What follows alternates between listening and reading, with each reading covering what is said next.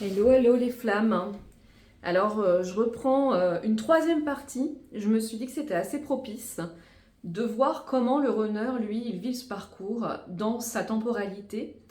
Et selon moi, selon ce que je ressens des choses et selon mon parcours et ce que j'observe aussi dans les parcours, cet autre, il joue un rôle par rapport à vous. Il a un rôle d'éveilleur, d'éclaireur, de guide. Et il est là pour vous amener à vous libérer de votre blessure, mais aussi à avoir des prises de conscience importantes pour votre éveil. Donc c'est vraiment ça son rôle.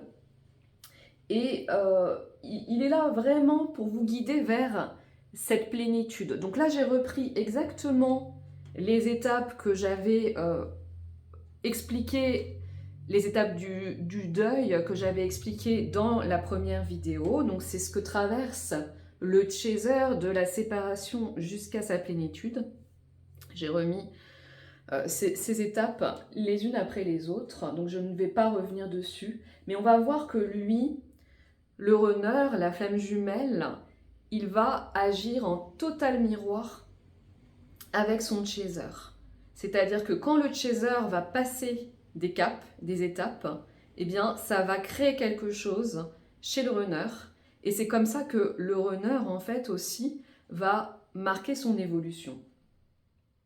Donc dans la première partie, donc on peut vraiment voir ce schéma découpé comme en deux parties. Une partie qui est vers la lumière de l'âme, et une partie qui va vers la reconstruction, partie descendante et partie ascendante, avec des prises de conscience qui accompagnent tout cela. Donc là, on va vraiment se concentrer sur le rôle du runner et ce qu'il peut traverser en face de vous, que vous n'allez pas forcément percevoir parce que vous n'êtes pas en communication, pas en relation. Mais en fait, vous pouvez observer votre vibration comme un baromètre de ce qu'il est en train de vivre. On va voir tout ça. C'est vraiment un parcours en total miroir.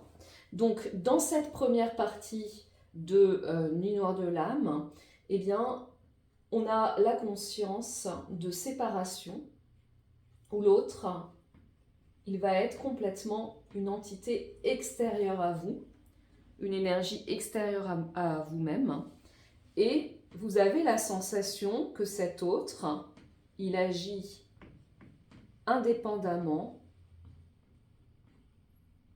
je ne vais pas tout écrire, de votre état de conscience. C'est-à-dire que quel que soit ce que vous traversez, vous avez la sensation que lui, il fait sa vie et quelque part, en vivant sa vie comme ça, il est en train de vous blesser. Alors qu'en fait, ce n'est pas le cas. Il est justement en train de jouer son rôle pour que vous puissiez libérer votre blessure. Mais on va voir ça. Donc on va voir en fait, lui, ce qu'il peut traverser en miroir dans ses phases.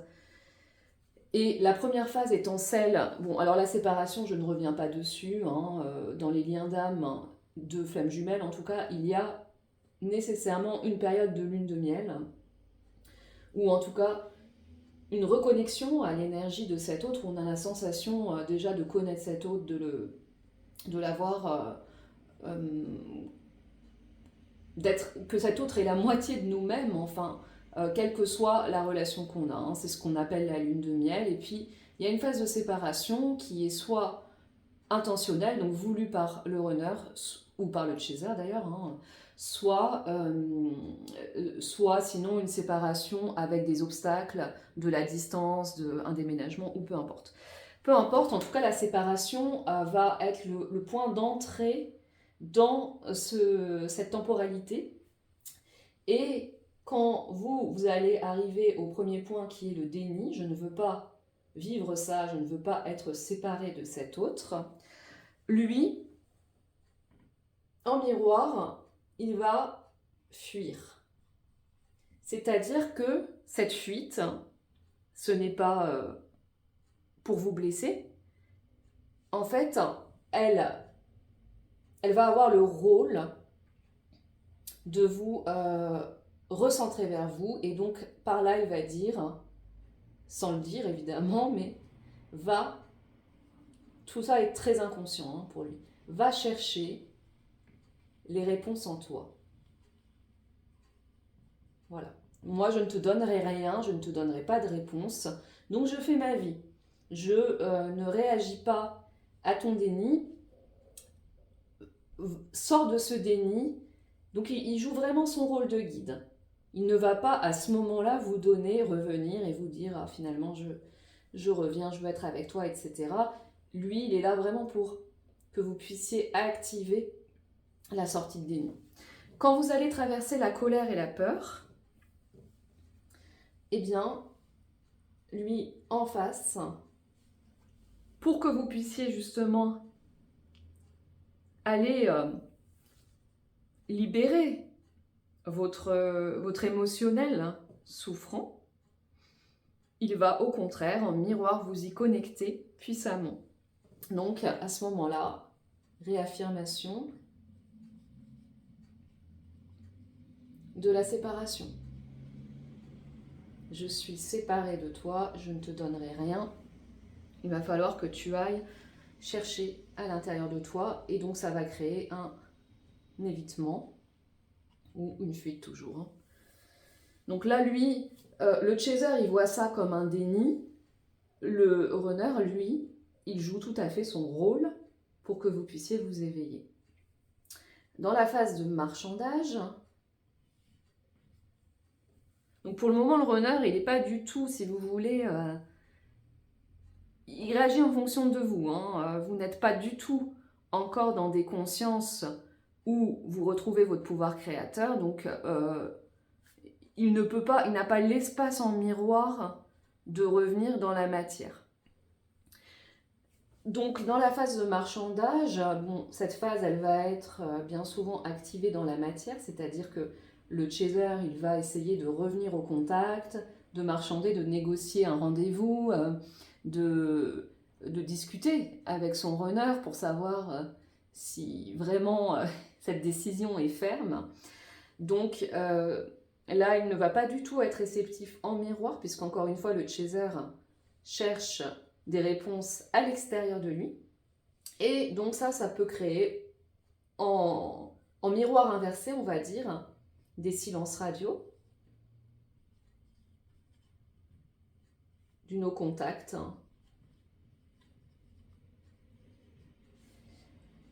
et parfois donc l'arrivée d'une tierce. À ce propos, je fais une aparté, je suis en train de finaliser un programme sur Podia pour aller libérer l'énergie tierce, pour vous aider dans cette phase de souffrance en fait, à percevoir l'énergie tierce différemment, hein, parce que c'est une partie de vous en fait. Toutes les personnes que vous rencontrez et que vous allez... que vous rencontrez ou pas d'ailleurs, hein, qui font partie de votre réalité, sont là comme des parts de vous pour vous montrer quelque chose et vous ramener à vous-même. Hein. Donc, je vous proposerai ça, je vous en reparlerai, parce que ça, je vois que c'est vraiment un obstacle, un blocage qui peut être facilement levé, en fait, vibratoirement. Hein. Donc, ensuite, la phase de rejet, de tristesse, de dépression, de nuit noire de l'âme pour vous. Alors là, on est vraiment dans le cœur de la blessure. À ce moment-là, si vous voulez, là, on ne peut même pas parler de déni. Hein. Vraiment, le runner, il traverse, c'est vraiment un reflet. Donc, en fait, il traverse les phases sans conscience. Hein. Mais il a cette mission intérieure, en fait, d'être dans la non-communication, dans la fermeture, parce que vous, intérieurement, vous avez votre cœur qui est fermé aussi, qui est bloqué. Et donc, il n'y a pas l'espace de retour.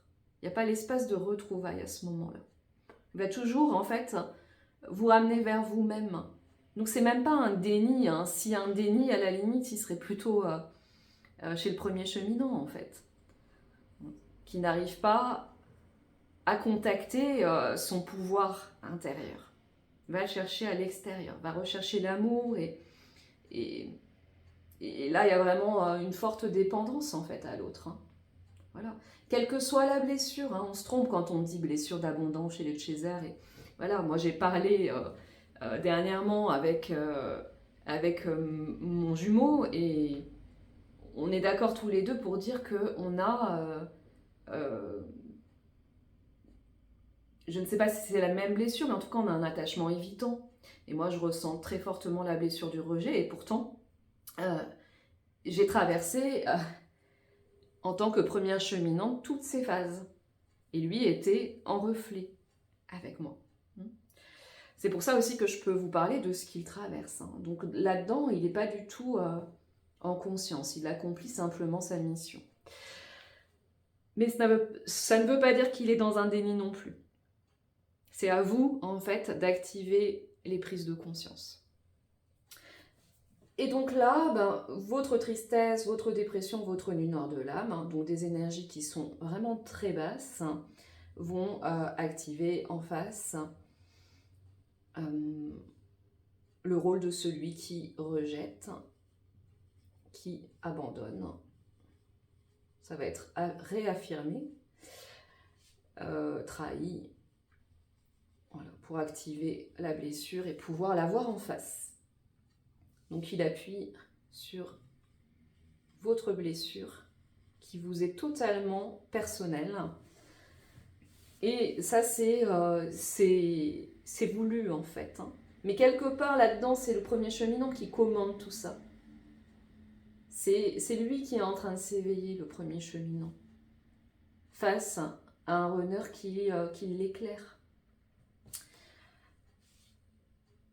Après, donc là, on va commencer à remonter, comment dire, à accepter hein, que les choses sont ainsi. Donc phase d'acceptation. Et cette phase d'acceptation, c'est le début de l'amour de soi, de la prise de conscience que je ne suis pas séparée. Donc l'intériorisation, c'est-à-dire je reprends mes émotions pour moi, cela m'appartient, l'autre n'est pas en train de me blesser, il me montre ma blessure, ce qui est très différent. Intériorisation, donc je ne suis pas séparée de l'autre, de la source des autres, de ma réalité. Et donc, là, il va commencer à agir. Il agit en fonction, enfin depuis le début, lui, il agit en fonction de votre état de conscience. Mais là, vous prenez conscience qu'il agit en fonction de vous, de votre état de conscience, et vous allez vous centrer. Et là, ça va créer dans cette deuxième partie donc un espace pour que les choses redescendent et se passent dans la matière. Donc je vous invite là à aller voir ma seconde vidéo que j'avais faite pour comprendre en fait le passage du monde vibratoire au monde 3D, au monde manifesté. Donc là, on va être plus dans l'activation de la manifestation. Donc ici, ça peut créer effectivement chez lui l'acceptation. Hein, on change de vibration quoi là-dedans. Hein. Ça y est, là, on a compris qu'il fallait se centrer, qu'il fallait retourner vers vous, que vous ne pourrez rien changer en essayant d'observer l'autre, en essayant de changer ses comportements. Tout se passe à l'intérieur de vous. Et ça va créer chez lui des consciences, hein, des prises de conscience. Parce que vous libérez de l'espace pour ça. Donc, ça peut faire un retour à la communication, des retrouvailles. Voilà. Mais on n'est pas encore dans la libération totale de la blessure. C'est après que, ici, entre l'acceptation et la découverte du sens, là, il y a un shift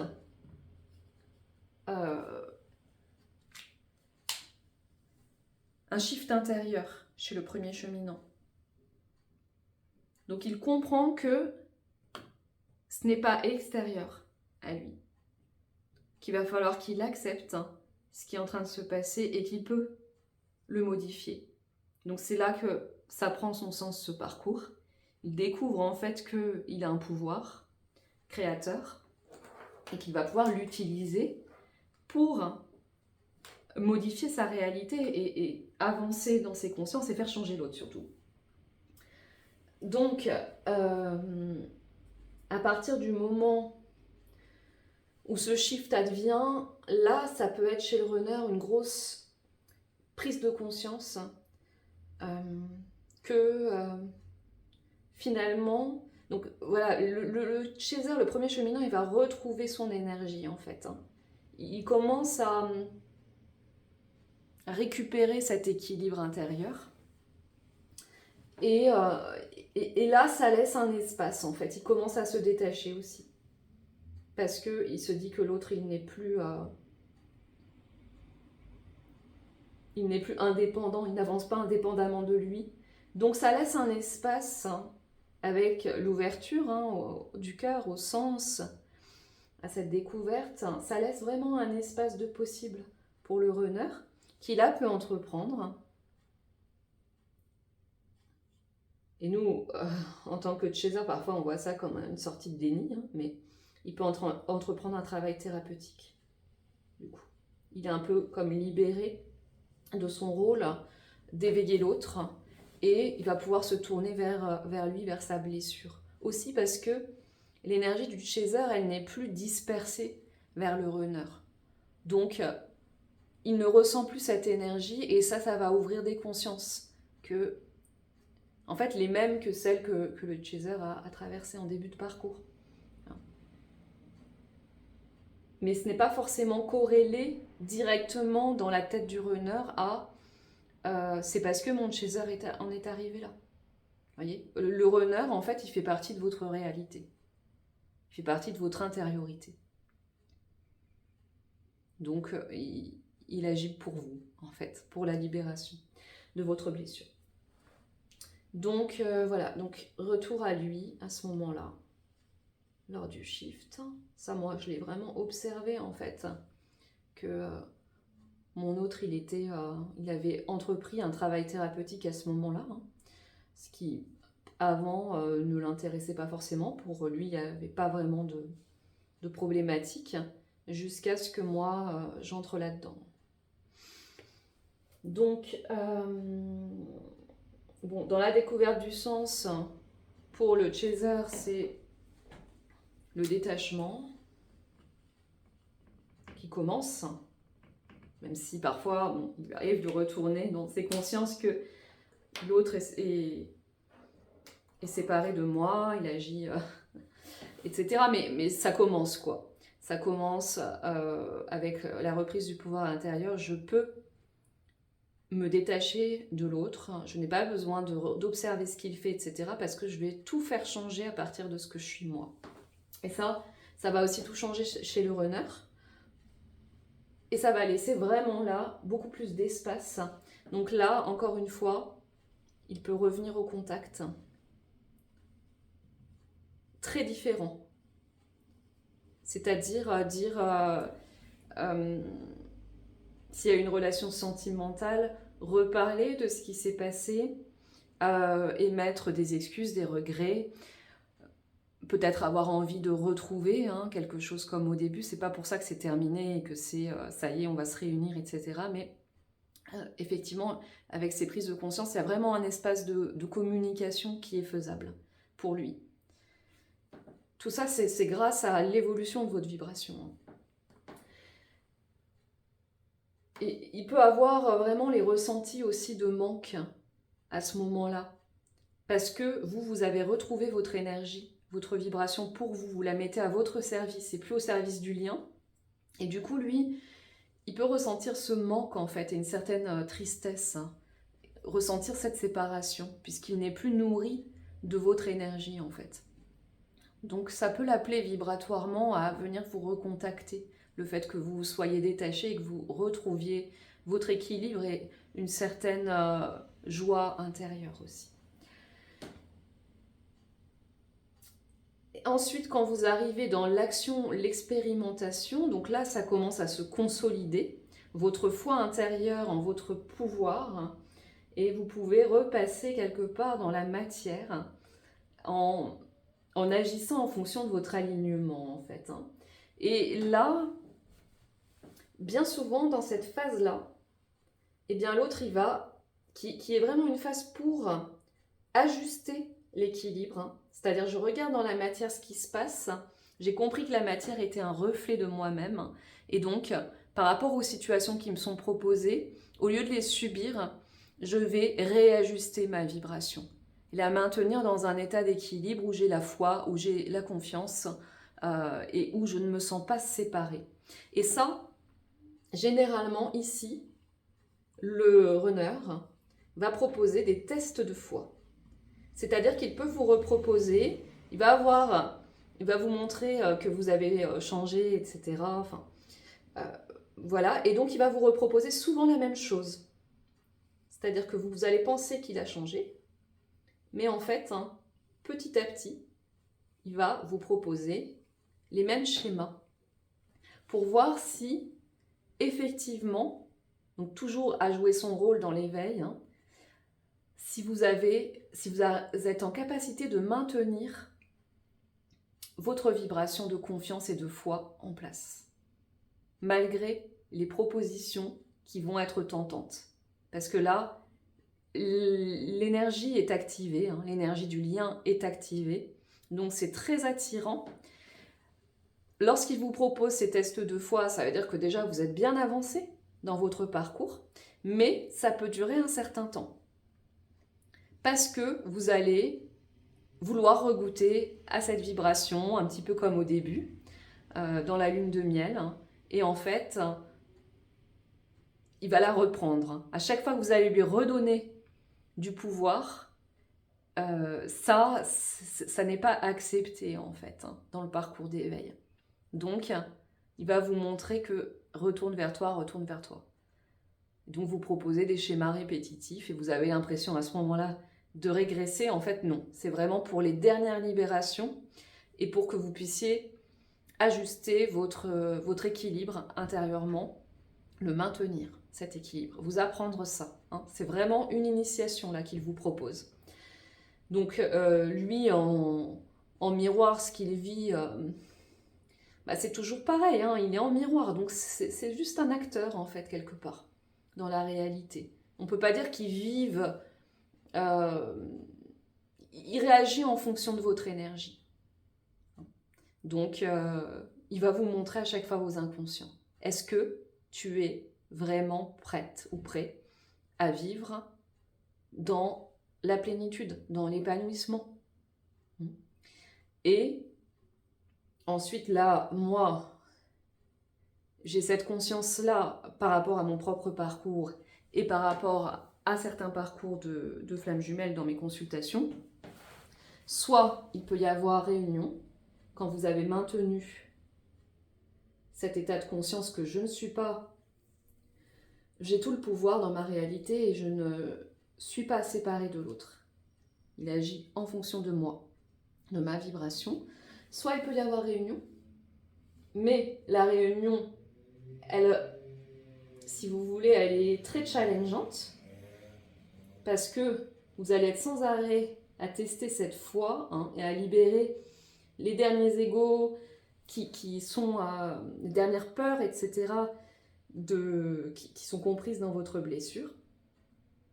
Soit le premier cheminant, il est complètement détaché et en fait il a retrouvé l'amour de lui, il n'a plus besoin de l'autre pour le faire travailler quelque part. La réunion se passe à l'intérieur, donc il atteint sa plénitude. Il n'est vraiment plus dépendant d'un quelconque autre pour se sentir heureux, pour se sentir en amour avec lui-même. Et du coup, le cœur est ouvert et il peut accueillir soit sa flamme jumelle, soit il n'en a plus envie. parce que l'autre l'a beaucoup blessé malgré tout, et l'a beaucoup ramené à des schémas, etc., que le premier cheminant n'a plus envie de vivre. Ne se sent plus dans la même vibration. Il ne résonne plus avec sa flamme jumelle. Donc il a besoin de quelqu'un d'autre qui le fera résonner, qui le fera vibrer, à la hauteur de ce qu'il a trouvé en lui-même. Que le runner l'a vraiment accompagné dans ce processus. Donc c'est sûr que là, à ce niveau-là, il peut être totalement en gratitude avec l'autre, mais finalement l'autre c'est lui. L'autre c'est lui-même. C'est vraiment la projection de ses inconscients. Donc il peut être aussi en gratitude vis-à-vis de lui-même.